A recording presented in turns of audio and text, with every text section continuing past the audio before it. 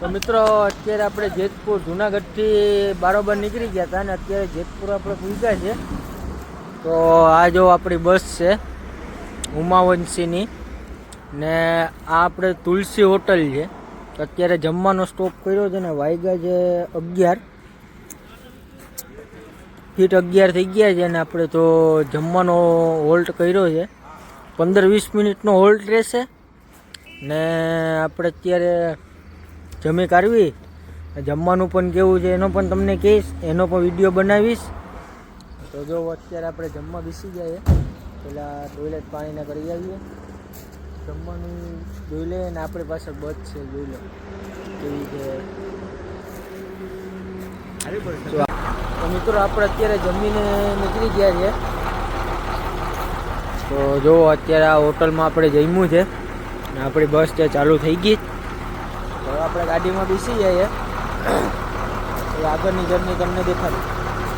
બન્યા રહેતો બ્લોકમાં, એટલે આગળનું દેખાડશું તમને. મિત્રો જો અત્યારે આપણે મેન હાઈવે ઉપર છે. જો આ આપણા પાયલટ સાહેબ છે. પાયલટ સાહેબ એટલે અમારા મામા જ છે. એનું નામ છે શનિભાઈ પરમાર. તો જુઓ અને બસની ડ્રાઇવિંગ આ છે main highway Ahmedabad expressway. તો આપણે અત્યારે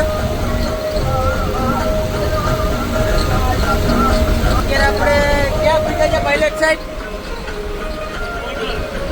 અત્યારે આપણે ગોંડલ પૂગવા આવ્યા છે. તો રાજકોટ પૂગી ને આપણે તમને મળીએ. તો રાજકોટ લગીનમાં વ્લોગમાં બન્યા રહેજો.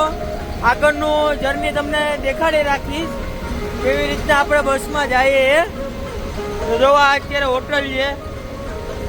બધી હાઈવેમાં હોટલો આવતી હોય ને આ અત્યારે જોવો એક્સપ્રેસ વે છે. આપણી બસ છે જોવો. હા, હું બસની લિંક હું તમને ડિસ્ક્રિપ્શનમાં આપી દઈશ. કોઈને પણ સોમનાથથી અમદાવાદ જવું હોય તો તેમાં કોન્ટેક્ટ કરવાનો અથવા મારા મામાના નંબર આપી દઈશ, એમાં તમે બુકિંગ કરાવી દેજો. બાકી તો આગળની જર્ની તમને દેખાડતો જ રહીશ. અત્યારે આપણે ગોંડલ પૂગવા આવ્યા છે. 10-15 મિનિટમાં ગોંડલ પૂગી જશું. તો આગળની જર્નીમાં બન્યા રહેજો, આખો બ્લોગ આવશે કરજો. જો બાકી અત્યારે આપણે તો બસમાં બેઠીએ ને મજા કરીએ છીએ. સવારે આપણે 6 વાગે અમદાવાદ પૂગવાના છે નિકોલ આપણા બસ સ્ટેશન.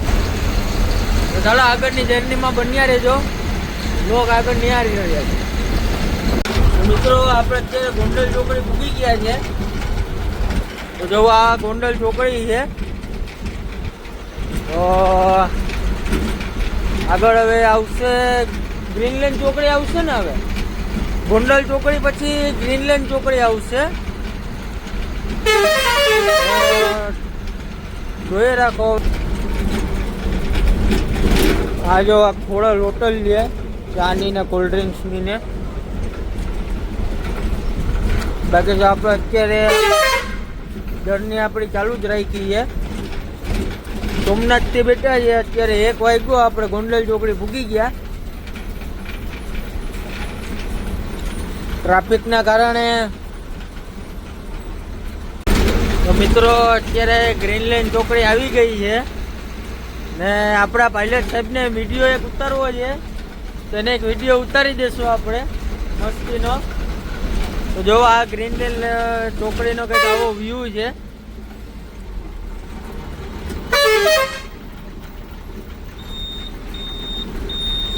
અહીંયા નિયમનું પણ થોડું ઘણું પાલન કરવું પડે. આ આખી બિલ્ડિંગ છે જુઓ, અહીંથી લઈને વાં લગીન. આ પૂજારાનો શોરૂમ છે. આવી રીતના કંઈક સર્કલ હતું. આ ગ્રીનલેન્ડ ચોકડીને આપણે અમદાવાદ હાઈવે. તો ચાલો આપણે હવે થોડીક વારમાં પાછા મળીએ. મિત્રો આવી રીતના કંઈક ગ્રીનલેન્ડ ચોકડીએ બસો ઊભે. જુઓ આ બસ રાજવાળાની છે. આગળ એક બસ વહી ગઈ છે, દેખાશે તો નહીં, પણ આવી રીતના એક પ્રભાતની બસ પાછળ છે, કૃષ્ણમ પાછળ છે.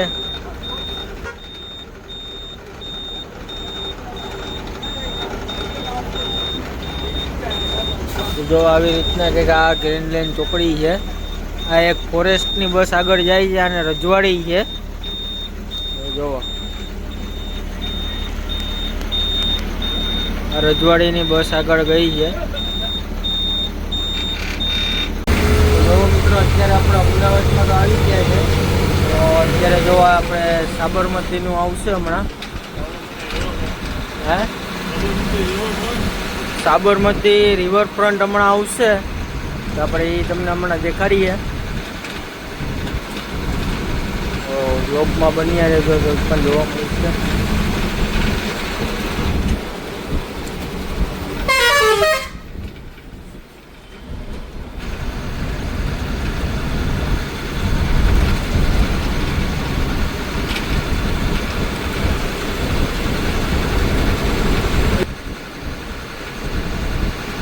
જો આ સાબરમતી રિવરફ્રન્ટ આવી ગયું છે. જોડો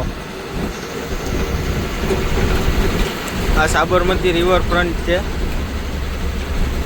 ટાઈમ હશે તો આપણે આવશું સાબરમતી રિવરફ્રન્ટમાં ફરવા.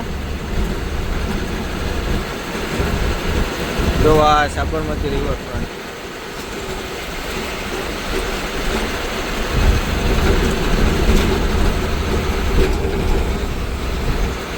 આખું.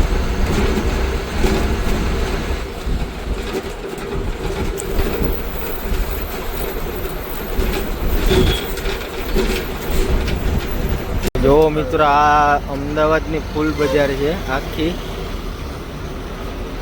સાબરમતીની રિવરફ્રન્ટની એક્ઝેક્ટ બાજુમાં જ છે આ ફૂલ બજાર.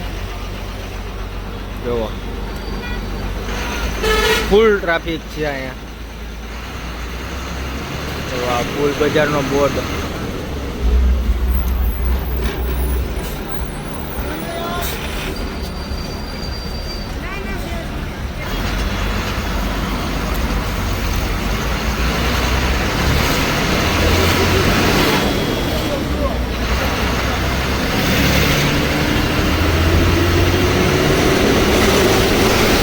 મિત્રો અત્યારે આપણે ખોડિયાર મંદિર ઉતરી ગયા છે.